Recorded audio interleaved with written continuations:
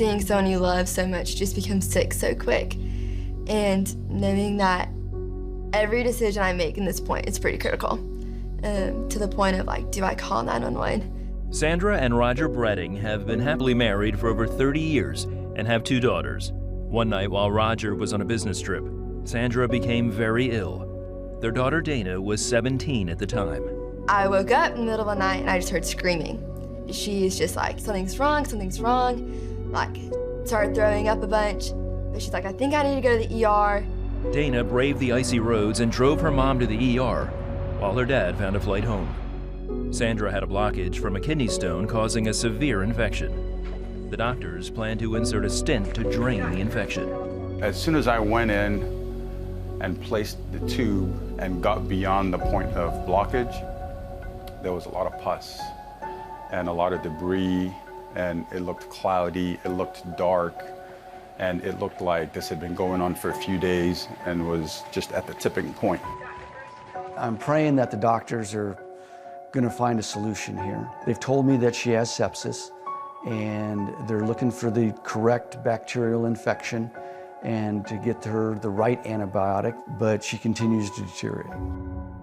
After surgery, Sandra was moved to the ICU and developed ARDS, a deadly type of respiratory failure that makes it difficult to ventilate a patient. I know what ARDS was. My best friend died of it at the age of 27 many years ago. I'm sitting there thinking, this is bad news. This is as bad as it can get. She's on medicines to basically keep her in a coma, to keep her relaxed. We have the breathing machines helping her breathe. At one point, the intensive care unit team thought she wasn't going to make it and actually had her husband notify the family members that if they wanted to come and spend the last few minutes with her. I've got to go out and make a phone call to my 17-year-old daughter who is staying at the house, and then I've got to wake up my other daughter in Dallas. It's 4:30 in the morning, said, listen, you gotta come. You gotta come see your mother. And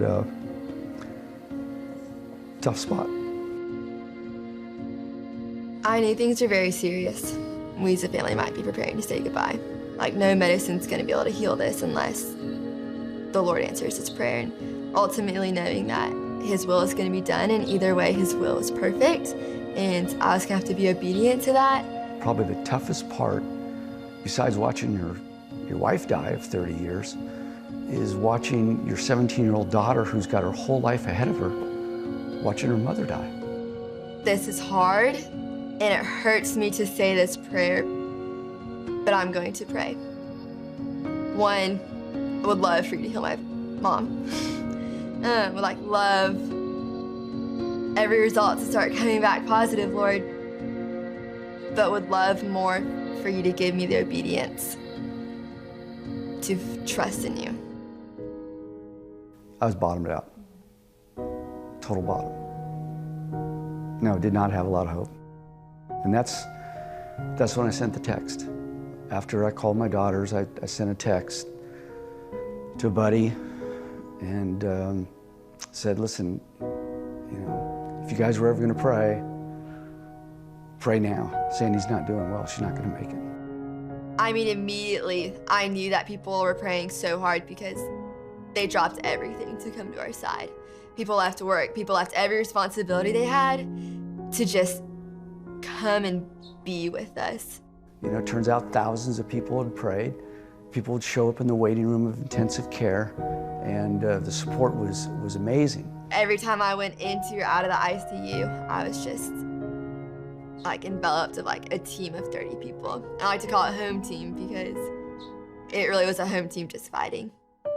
There was one day where we saw a little bit of hope, and we felt like, all right, this is where there's some air, then the treatment is working, her lungs are starting to open up, and it was like a ray of hope at this really dark and challenging time for the family. Sandra started a dramatic recovery, and after 10 days in the hospital, was cleared to go home. I remember in the waiting area, it was like a small church. I think one day there were like, 50 or 40 people there, and I was just blown away. Because honestly, without the prayers and without the whole team helping her, I don't think she could have made it. And honestly, I've seen cases where everything is done right and patients still don't make it. So a case like this that was really advanced and where she was able to pull through, I think you could say it was a miracle. I learned so much about prayer, one of which was, to go to God first. Don't go to God last, because as our Father, He wants to hear from us all the way through, not just when there's a trauma, not just when we're at the critical point, but if we have that relationship with Him, it's so much easier as to fall back on that relationship and say, okay, I'm in God's hands now. I'm so thankful that the Lord listens to our prayers. And I'm so thankful that I got to witness an answer to prayer. I think it's increased my faith even more, because every morning now when I get up, I make it a point to say, thank you, God, for one more day. And I think about all the things in the future that I'll get to see that I wouldn't have gotten to see otherwise, and such a gift. So yeah, God has really blessed me. And again, I don't know why He blessed me and not others in that way, but I'm just thankful He did. Prayer works. For any survivor of any kind of, medical trauma, prayer works. God does perform miracles.